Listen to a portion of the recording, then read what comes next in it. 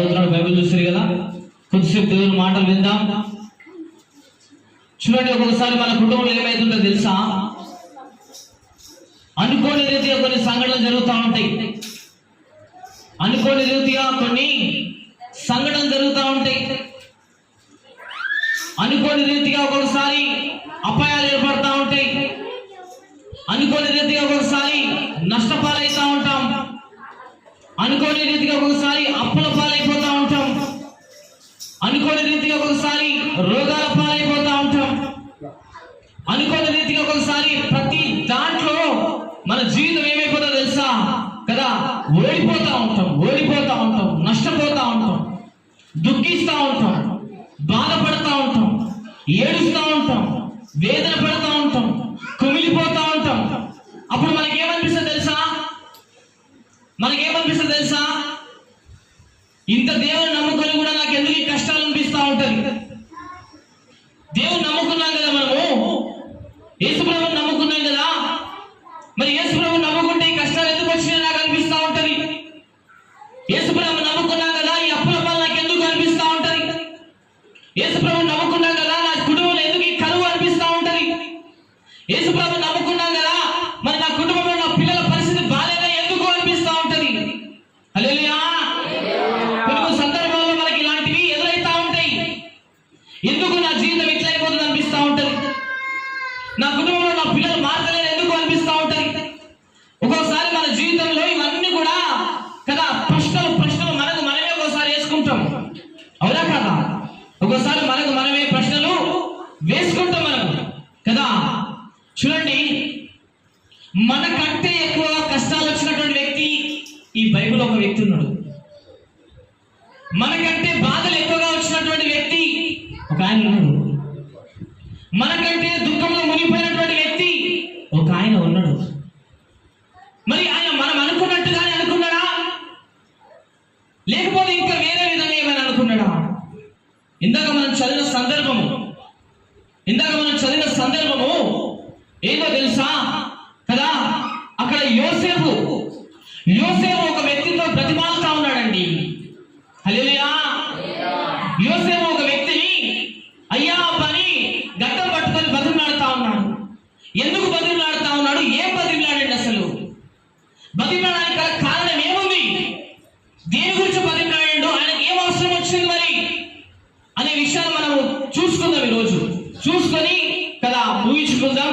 హల్లెలూయా. మన కష్టాలకి రోజు సమాధానం దొరకబోతా ఉంది. మన బాధలకి రోజు సమాధానం దొరకబోతా ఉంది. మన దుఃఖానికి రోజు సమాధానం దొరకబోతా ఉంది కదా. మనకున్నటువంటి ఇరుకులు, ఇబ్బందులు, సమస్యలకు దేవుడు మనందరికీ రోజు సమాధానం ఇవ్వబోతా ఉన్నాడు. నమ్మిన వాళ్ళు గట్టిగా చెప్పలు కొడతారా? కొద్దిసేపు చూసుకుందాం. ఎంతమంది ఉండవాలని కాదు, కానీ దేవుడు మనల్ని చూస్తా ఉన్నాడు అనేది ముఖ్యము. ఎంత తక్కువ ఉండమనేది కాదు, కానీ దేవుని ఆత్మ కుమ్మరించబడుతుందా లేదా అనేది ముఖ్యము కదా. అక్కడ ఆ రోజు ఆ కాలంలో అపోస్తులు ప్రారంభిస్తా ఉంటే కదా, అపోస్తులందరూ ప్రార్థిస్తా ఉంటే అక్కడ ఒక్కరున్నరా, ఇద్దరున్నరా, ముగ్గురున్నరా అని చెప్పి దేవుడు చూడలేదండి. ఎంతమంది కాదు, ఎంత విశ్వాసంతో ప్రార్థిస్తారని చెప్పి దేవుడు చూస్తుందండి. ఎంత నమ్మకంతో మొదలుపెడతారని చెప్పి దేవుడు చూస్తుందండి. వాళ్ళ విశ్వాసాన్ని బట్టి ఆ ప్రాంతం ఏం కుమరించబడింది? దేవుని పరిశుద్ధాత్మ కుమరించబడింది. హల్లెలూయా కదా. ఈరోజు మనకున్నటువంటి కష్టాల గురించి దేవుడు ఈరోజు జవాబిచ్చి మనల్ని ఇంటికి పంపించబోతా ఉన్నాడండి కదా. సమాధానంతో మన ఇంటికి ఇచ్చి పంపించబోతా ఉన్నాడండి కదా. యోసేపు జీవితంలో ఏమైందో తెలుసా? యోసేపు తన తండ్రికి ముద్దుల కొడుకు. హల్లెలూయా. యోసేపు తన తండ్రికి ఏం కొడుకు? ముద్దుల కొడుకు. కొంతమంది పిల్లలకు తల్లిదండ్రులకు కొంతమంది పిల్లలు ముద్దుల పిల్లలు ఉంటారు. ఎంతమంది ఉన్నా కానీ చివరోడు చాలా ఇష్టం కొంతమందికి. చివరి బిడ్డ అయినా సరే, చివరి కొడుకైనా సరే, చిన్నోడైనా సరే, చిన్నైనా సరే ఏం చేస్తారు? చాలా ప్రేమ చేస్తారు. వీడు చిన్నోడు అని చెప్పి ప్రేమ చేస్తూ ఉంటారు. వాళ్ళు ఎత్తుకుంటారు, వాళ్ళు ముద్దాడతారు.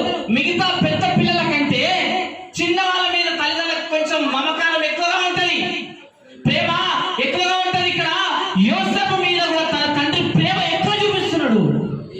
ఏమని చెప్పుకోవచ్చు తెలుసా? యోసేపుకు తన తండ్రి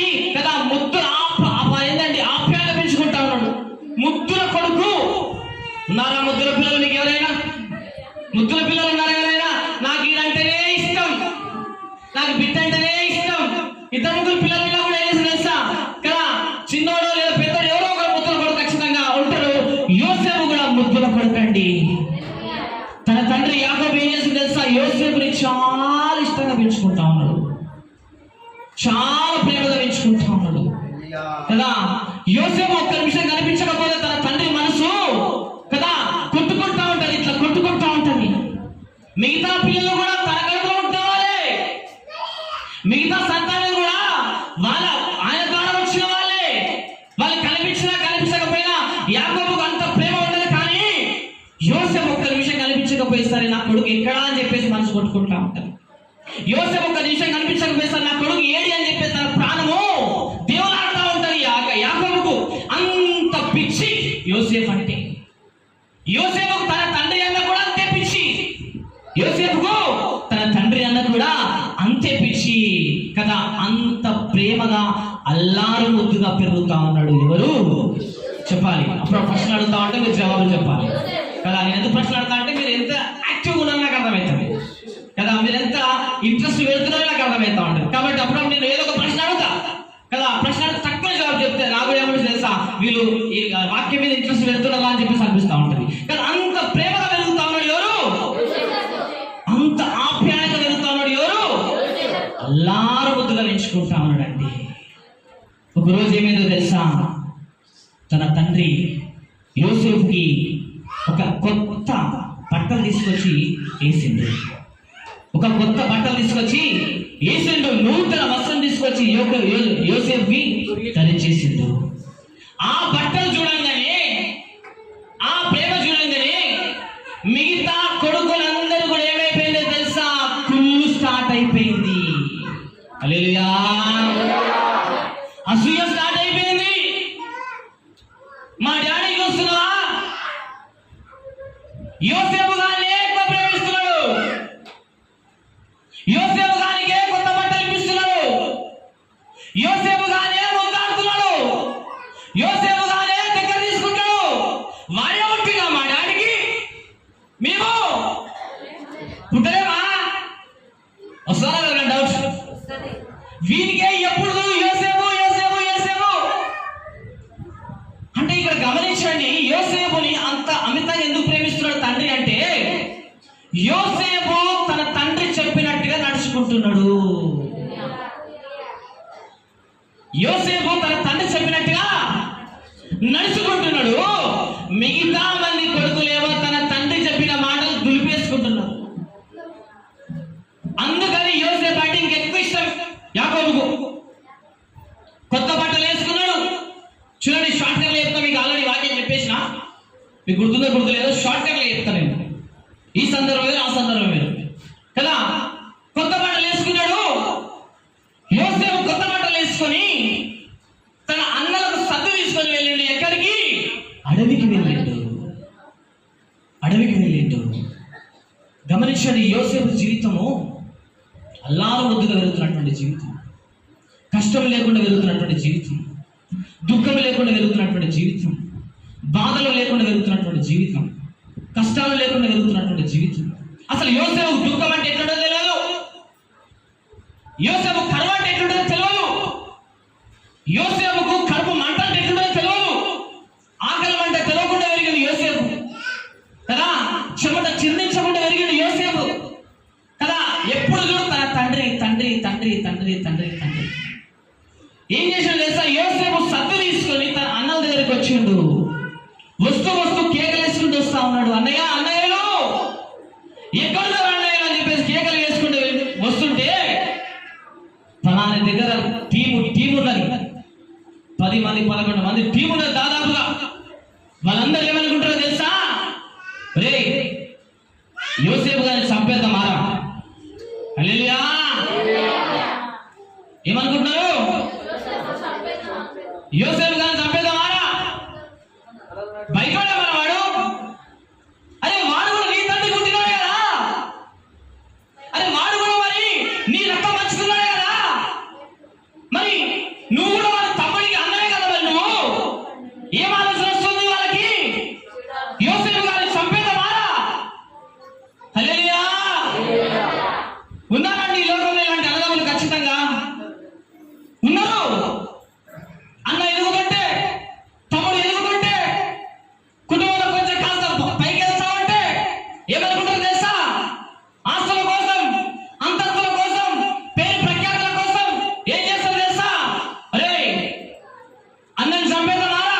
ఎన్ని వార్తలు ఇంతలేమండి, ఎన్ని న్యూస్ చూస్తలేము, ఫోన్లలో చూస్తే అవే, ఎన్ని న్యూస్ పేపర్లు చూస్తలేము, అప్పటికీ ఉన్నవి ఇప్పటికీ ఉన్నవి కదా.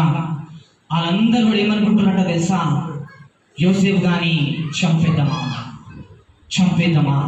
స్టార్ట్ అయిపోయింది యోసేపుకి ఏంటి కష్టాలు. హల్లెలూయా.